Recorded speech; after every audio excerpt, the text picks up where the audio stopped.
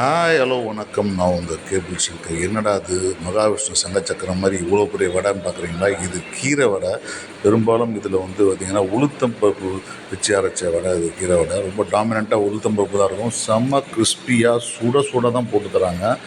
போட்டு வச்சதெல்லாம் கிடையாது, சொன்னதுக்கப்புறம் தான் போட்டு தராங்க.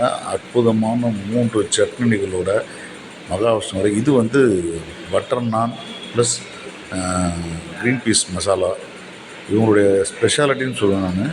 நார்த் இந்தியன் டிஷ்ஷில் வந்து ரொம்ப சிம்பிள் அண்ட் ரொம்ப பெரிய விலை கிடையாது. அடுத்து நாங்கள் சாப்பிட்ட விஷயம் என்னென்னா ஸ்பெஷல் பாவ் பாஜி. அந்த பாஜியில் வந்து முந்திரி பருப்புலாம் நிறைய போட்டு காஜு பாவ் பாஜி இந்த பாவ் பாஜி தந்துருந்தாங்க. நார்த் இந்தியன் டிஷ்லாம் செம்மையாக பண்ணுறவங்களுக்கு இந்த பாவ் பாஜியும் வந்து அதே அத்தன்டிசிட்டியோடு இருந்தது தான் செம்ம டேஸ்ட்டு. முதல்ல இதை சாப்பிட்டு பார்ப்போம். ஏன்னா பாவ் சாஃப்டாக இருந்துச்சு. எடுத்து அதில் அந்த பாஜியில் கலந்து அப்படி உருட்டி கொஞ்சம் எடுத்து மசாலா எடுத்து அப்படி வாயில் போட்டோன்னே wow wow wow wow wow wow. இது எங்கே கிடைக்குதுன்னா ஹோட்டல் அசோகா எக்மோரில் போய் சாப்பிட்டு பார்த்துட்டு சொல்லுங்கள்.